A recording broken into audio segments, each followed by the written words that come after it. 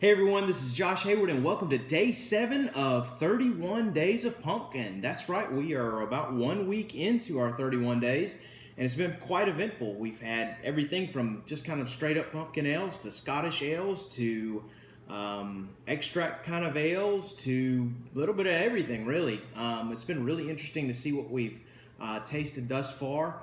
Oh yeah, the last one last night, the Atomic Pumpkin, the Voodoo Ranger, it's pretty wild as well. Habaneros and pumpkins. But yeah, it's been really good, lots of fun. Just goes to show these pumpkin ales are just really a blank slate, just like any other beer, any other brew that a brewer wants to put his artistic touch on. A lot of these guys are saying, hey, I'm going to make a pumpkin ale, but I'm going to make it my own. And that's been the great thing about this series thus far. 7 days in, and we haven't had a brew yet that's been the same. So tonight we are on day 7. This is Fathead Spooky Tooth, an Imperial Pumpkin Ale. And I've heard some great things about this beer. I've never actually had it. Fathead's brewery is actually out of Middleburg Heights, Ohio, actually.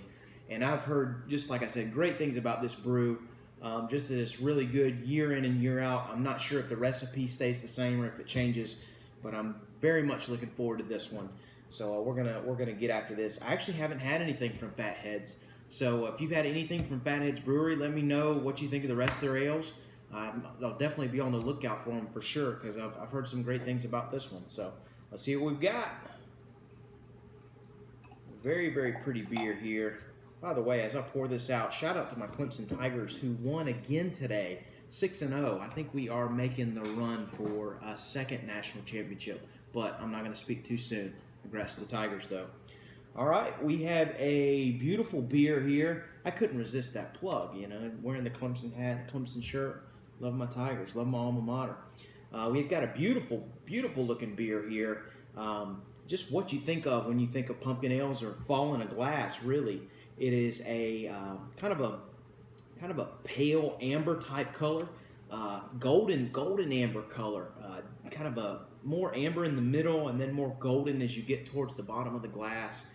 Just really, really beautiful. There's a slight haze in this beer, not much at all though. They've done a good job at clearing it up. I think that, you know, due to some of that slight haze there's probably some pumpkin in it, as we've said in the last few videos. A lot of times that haze is a good tip-off to know that, hey, they actually use some pumpkin in the brew. It's really hard to get rid of that haze that comes from the fruit or the insides of those pumpkins.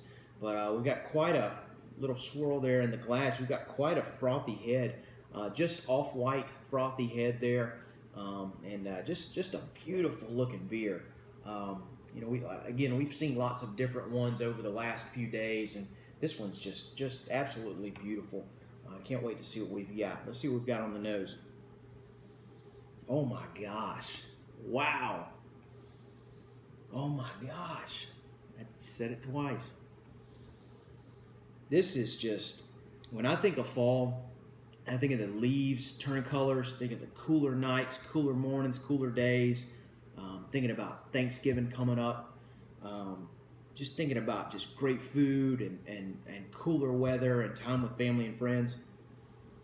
This is what I think of when I smell this beer.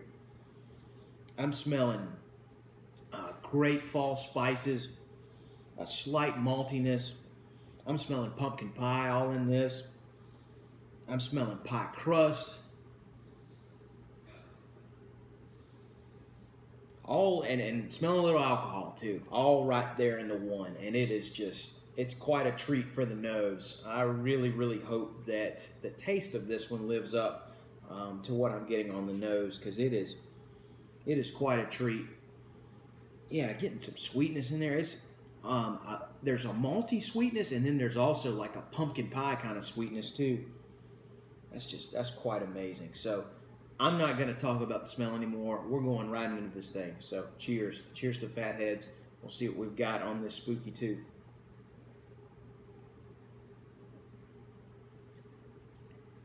Wow. Very, very solid beer. When I think of a pumpkin ale, that's right down the alley. I will say this, we've seen a variety of different brews thus far. Kind of the one that I'm kind of judging everything against, so to speak, is the Ichabod. That's what we started with on day one. That was just kind of straight down the line pumpkin ale. Everything else has kind of been kind of a little more adding things or taking things away, or kind of been different iterations of that. That's kind of been kind of baseline pumpkin ale, if you ask me, thus far, 7 days in. And this is solid. Very, very solid all around. Again, I'm getting great pumpkin flavor in this. If I was comparing the Ichabod side by side, it's a little more richer than the Ichabod. I'm still getting those great pumpkin flavors, pumpkin spice type flavors, but definitely more richer. And I think that comes from this being an Imperial pumpkin ale. I didn't say that a few moments ago. Again, Imperial gonna have a little bit higher alcohol content. What is the alcohol? 9% ABV. So standard pumpkin ale anywhere between 4.5, something like that. They can get up to 5 or 6, but Imperial 9%. That's higher alcohol content from the higher sugars, from the darker malts. So they've used some darker malts in here for sure. That's where that darker color comes from. But as far as flavor goes, it's just, I know I'm jumping all around, but you take a sip and you're immediately met with kind of a full mouthfeel of harvest flavor. You're getting pumpkin pie spice. You're getting a slight bit of cinnamon, slight bit of nutmeg, maybe even just a little bit of ginger in there. I feel like I'm taking a bite of pumpkin pie. I even feel like I'm tasting some of that, you eat some of the pie crust, some of the breadiness from the malt there. Getting some malty sweetness in there. Kind of, I guess, with that pie crust being more like a biscuity type, bready type taste.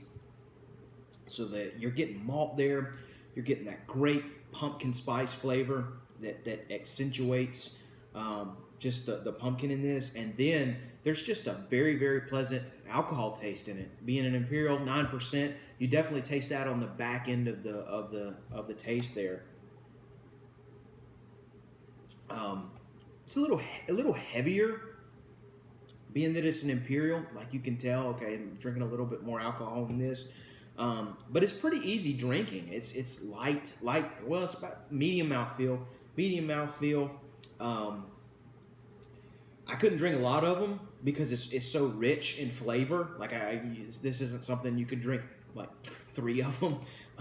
One is good for me. One would be good for me. Maybe 2 on Thanksgiving, special occasion or something.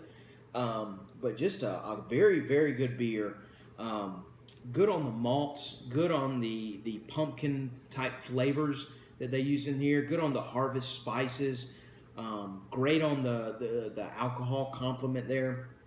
It's a very, very solid beer. I would rank it towards the top of the 7 that we've had thus far. A very, very good beer. There's no off flavors, no weird extract type flavors going on in here. Just pretty solid. For some folks, it may be a little on the sweeter side, and that's attributed to some of the malt in there, some of that sweetness.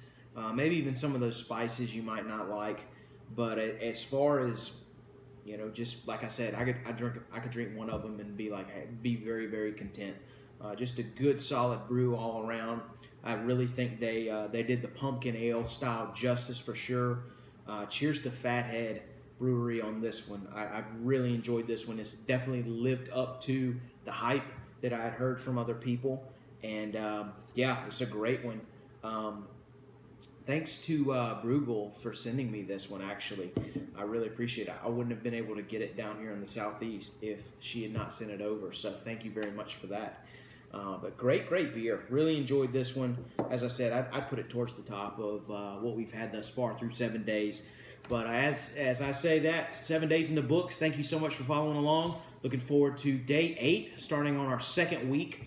I'll actually be doing some recaps as well, kind of to show where we are thus far. But thank you so much for following along. This has been a lot of fun. It's been great exploring these beers and really kind of breaking the the talk on, oh, just a pumpkin beer, it's a fad. These have been some interesting brews, and we've seen some great things that some of these breweries have done with them. So thank you so much for following along. This has been a blast.